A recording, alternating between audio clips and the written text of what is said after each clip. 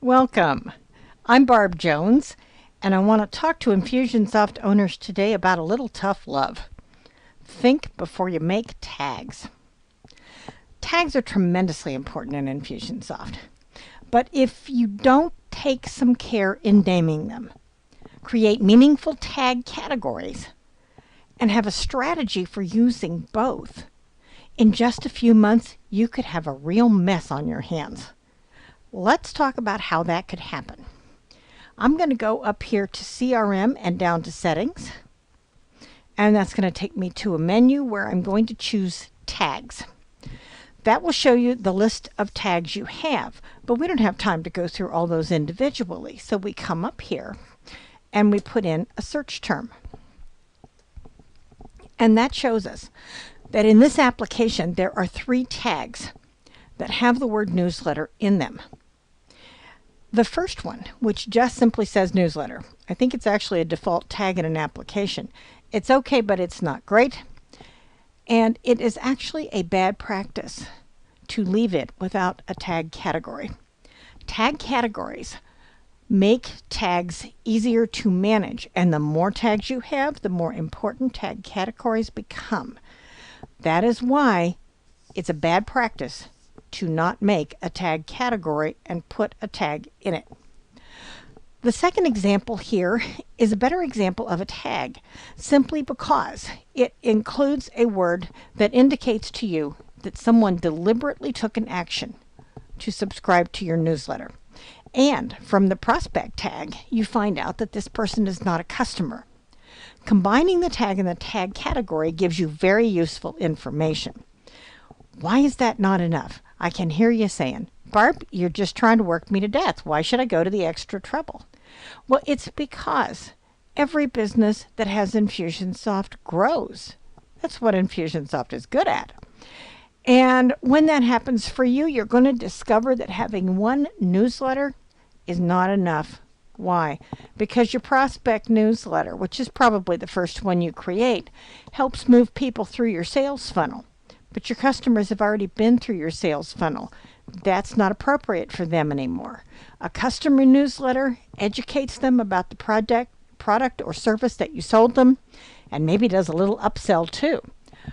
So they're different things, and eventually you'll probably end up having 2 newsletters, even if they are 2 versions of the same format. So that is why the third example here is the best one. Just looking at the tag, I can tell that this person is a customer and that they have subscribed to the newsletter. And you know, often in the application, you don't actually see the tag category. So the tag has to do the work of communicating all by itself. In this case, a nurture tag is also very helpful because it tells you that this is a long-term campaign that they are in.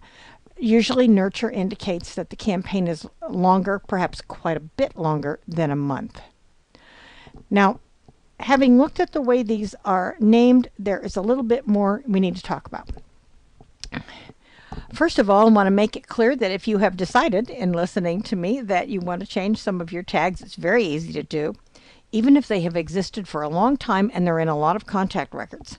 If you change something here by just doing it, and then you save, every contact that has that tag will be updated to the new wording of the tag automatically. You can add a category simply by coming in here and doing it. And finally, it is important to put something in the description box. And I can hear you saying, it takes so long. You're going to wish you had if you have staff members or if you ever employ temporary people to work in your application for you. When those people look up a tag that they need and they find 12 that sound pretty much identical and they have no idea which one to choose, you don't want them to stop working on that until they can talk to you, until you come back to the office, or if it's a new person, until you have time to sit down and train them. If you bother yourself to put a couple sentences in here, and they don't have to be elaborate, anyone who is wondering how you wanted this tag to be used comes to this little box of information and finds out. they can keep on working. There is not misunderstanding, and the appropriate tag is used. That alone is worth doing it. And we're going to get out of here so we can go back to the list. I'm going to finish by telling you why this becomes really important over time. This is a true story. I'm not making this up, although you're going to think I am. I have seen applications in which there were several hundred tags and no tag categories at all. When you choose a word to see if there is a tag for that, you come up with, a dozen, 15, even 20 that sound virtually identical but are not. Nobody in the business can tell me which one is the best one, which one is used in which circumstances, because none of them know.